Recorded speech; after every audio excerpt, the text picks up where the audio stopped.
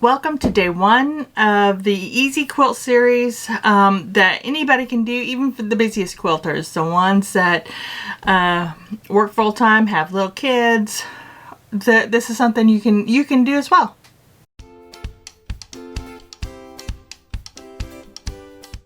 Hi, I'm Angie with Cutting Edge Quilter. Today we are on the first video of the series on making an easy quilt. We're going to make a baby quilt, but first, for this video, what I want to talk about is just the what you need, the basic tools and what you need in order to make a quilt. You don't really need anything fancy, but these are just some of the tools that I use that I think you'll like as well. And like I said, you can pick these up. I'll put links down below of what I have. You can pick up quilting rulers and things like that at Walmart. So Walmart, Joann's, Hobby Lobby, whatever you like. So I'm going to show you what I use, and then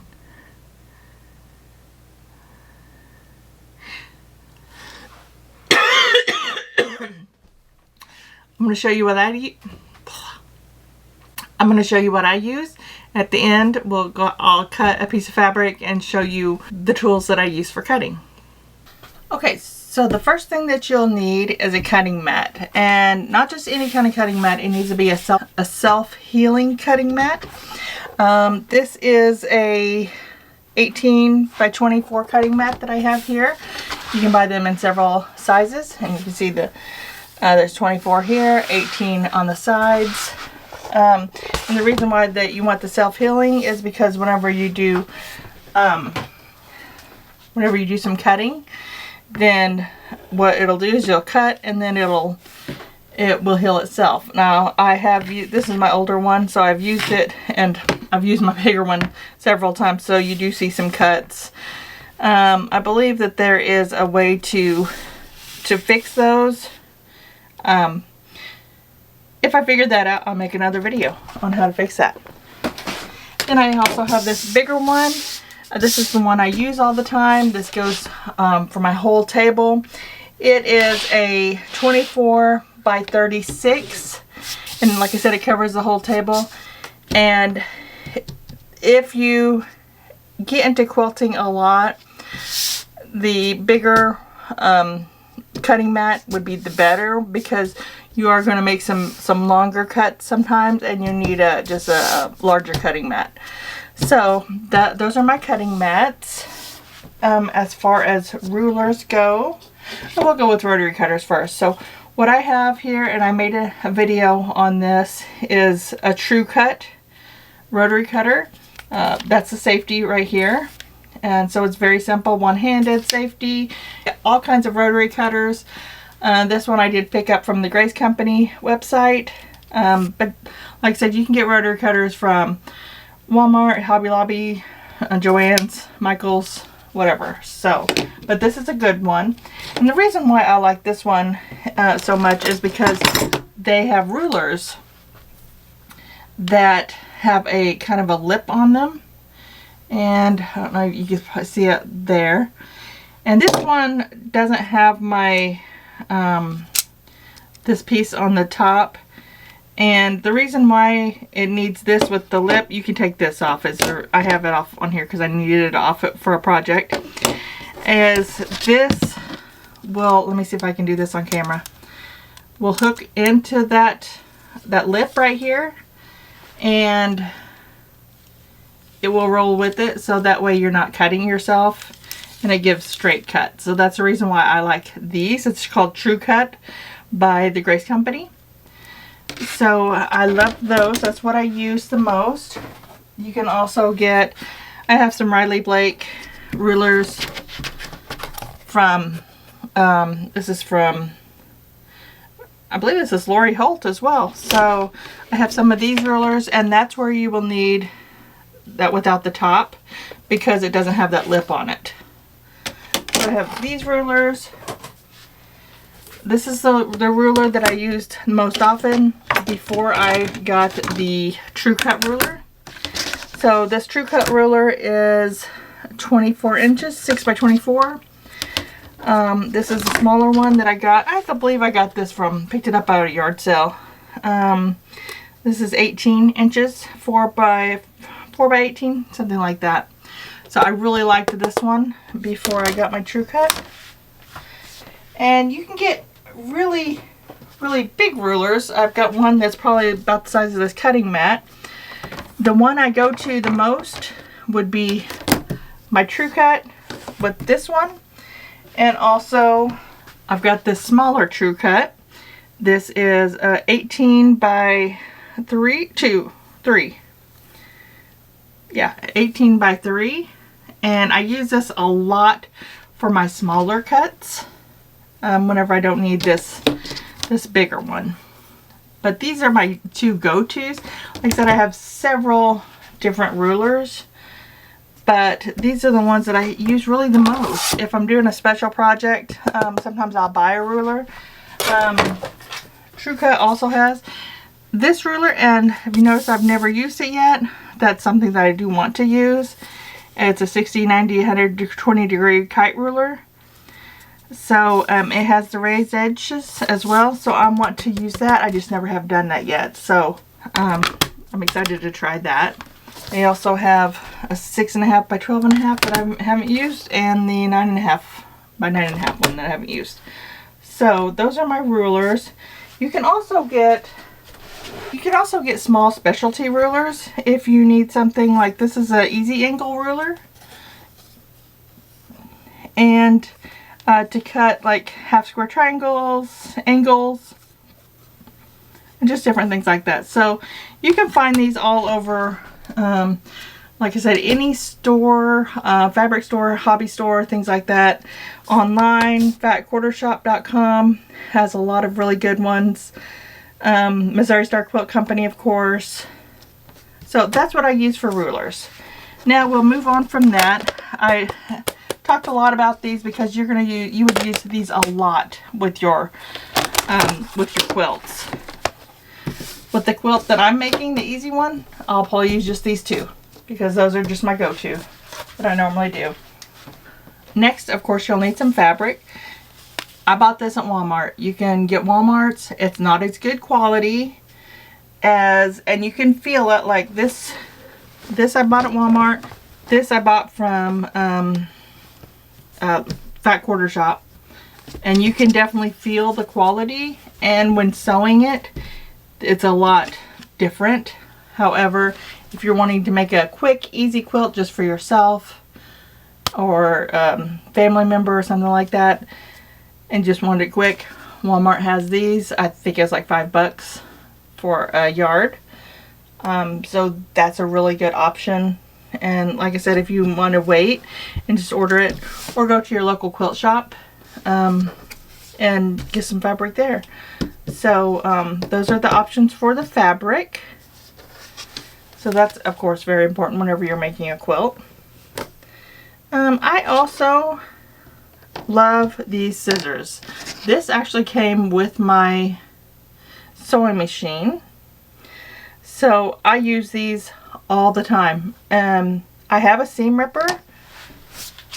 However, I don't really use it very much. I usually just use my scissors and pick out the threads, snip them, and these are my favorite go-to whenever I need to rip something out or whatever, or cutting threads.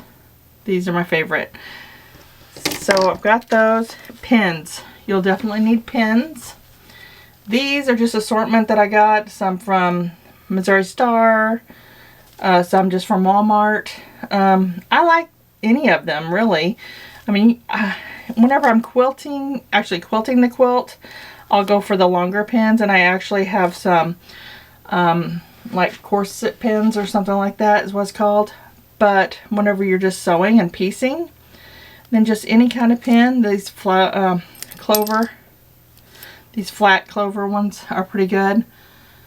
But, you know, any pin will work. So whatever is cheapest, if you want to go grab some pins from Walmart, that will work. These I got, they're clips. I don't think they're called, I think the original was called Wonder Clips. And these are not. I just got these off Amazon. They came in this cute little tin. So, but I use these all the times. I probably use these a lot more than I do pinning. It's just easy to clip on there and take them off as you go. So I got several of them. If I'm quilting a really big quilt, I use every one of them. Or this baby quilt, I won't use probably half of them. And I know I've shown this 100 times, but I wanted to show you again. Whenever I'm using my ruler and my True Cut, the rotary cutter, just going to kind of show an example of how it cuts. And just kind of line it up with that, and you put that into this little lip and you just cut. Very easy to cut, and there you go. Sewing machine, I have this Baby Lock, and it's a really good machine. You don't need one this big. I also have a really small one, a Brother SE400, that I made, I believe, a queen size quilt on it. What you want to look for whenever you're getting a sewing machine, really straight edges. If it sews straight edges, you're golden. What you want to look for is this throat space. It's a little bit bigger on this one, because the reason why you want to look for that is whenever you're quilting the quilt, or whenever you have the whole quilt top, it's easier to bunch that together here. If you have my Brother, it has a throat space of probably half of that. So it's very difficult for whenever you are quilting the quilt to quilt it. But it is doable, because I've done it. This is a Baby Lock Brilliant. And I don't use all of those features, but they're on there if I want to. But I really love my Baby Lock Brilliant. So it's actually pretty affordable, a lot more affordable than the actual quilting machines. So no, I really love that. If you're in the market for a sewing machine, this is a good one to get. Now that we talked about the sewing machine, you will need thread. I purchased this thread from Hobby Lobby, but I also have some thread that I purchased from Grace Company. They have some really good thread called Finesse that's really good. I have heard, there's some thread that somebody's, that their sewing machine doesn't like, so you kind of have to play around with it and watch that. They do have thread from Walmart. I don't know if I'd recommend that thread, because it's like an all-purpose thread. I'm not for sure how sturdy that is, but if you're on a budget and just want to pick up some thread, I'm sure that's a good option. I believe they have a few quilting threads there, so you may just want to look around and see if they look for quilting threads. I know Hobby Lobby has some that's labeled quilting and hand quilting. So you just want to get the regular quilting on the machine quilting, I believe. Yeah, this one says machine quilting on it. So bobbins, you'll get those with your sewing machine when you purchase it. There'll be empty bobbins, or you can get some at Amazon or wherever. And in your manual for your sewing machine, it will tell you how to fill your bobbins. So I just purchased this little case, a bobbin case, to put all my bobbins in. So I use that. As far as needles go for your sewing machine, I really like these organ needles that I bought from, let's see if I can get that to focus, that I got from Amazon.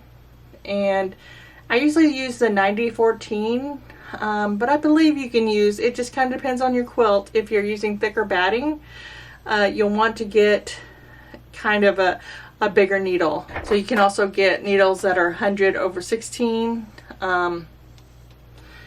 I forgot exactly I think the bigger number, the heavier duty needle is. You can Google that, just don't quote me on that, but I believe so. These are also 7511. They're just for average sizes, just for regular quilts. Probably what I'll use for the baby quilt. What I would suggest, whenever you have your machine and you quilt something, make sure you clean out your machine, because that batting and even just piecing a quilt, it kind of bogs down the machine if there's a lot of thread in it, a lot of lint, things like that. So make sure you clean that, and also change your needle out whenever especially if you have a big quilt. Change that needle out, and it'll help the quilt go faster and make it piece better, if that makes sense. Okay, so the last things I want to go over is the batting. This is the Warm and Natural batting from Walmart. I believe I got it from Walmart. On this side, there's kind of like a bumpier version, and then you get this kind of smoother. Whenever you quilt, you want to quilt onto the smoother side and not the bumpy side, because your needle will go down and just make the quilt a lot easier to quilt if you're going down this way, because you're pushing it down. So there's my batting, and of course, you know, get bigger pieces and everything. And I do have a video on piecing together some batting. Whenever I was making a really big quilt, I just want to use my batting up. I pieced together some batting. This you can get anywhere. I got this from Missouri Star Quilt Company, and it's just a mister.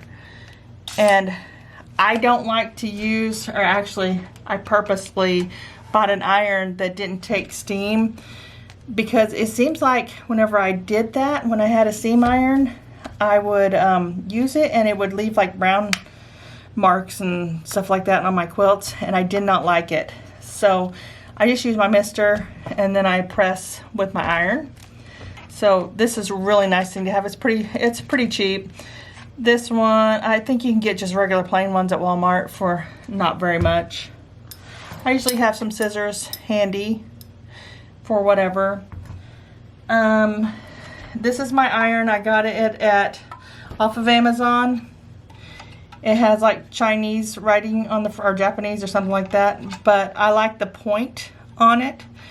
It helps to get, like whenever I'm pressing something, that just pressing the point on something, that it just helps to get in. And notice there's no seam holes, because I did not want steam in the iron. But this one's a really good one. I'll link that down below. I'll link everything but down below, make it a little easier for you. This one you don't have to get, but it seems to help the seams lay flatter. But it's not a necessity. It's just it's a wool pressing mat. And actually, to tell you the truth, I got a big wool pressing mat underneath this ironing table that I made. So it's under the canvas fabric that I have on top of it. So it just helps the seams lay down flatter. The issue with this is sometimes it discolorizes whenever you're using too much mist, you know, and use it for a long time. So, but I really do like this. I especially like this near my sewing machine. That way, you know, if I have some little blocks, I can just press them really quick and right beside me. And then the last thing is this clapper. Not a necessity. You don't have to get it. It lays in fact, I'd like to get more because I really like it, but it's not a necessity for this. Whenever you press open, or whenever you press seams and you spray and press them, you put this over it, and it lets the heat go out of what you pressed, and it'll lay your seams down flatter.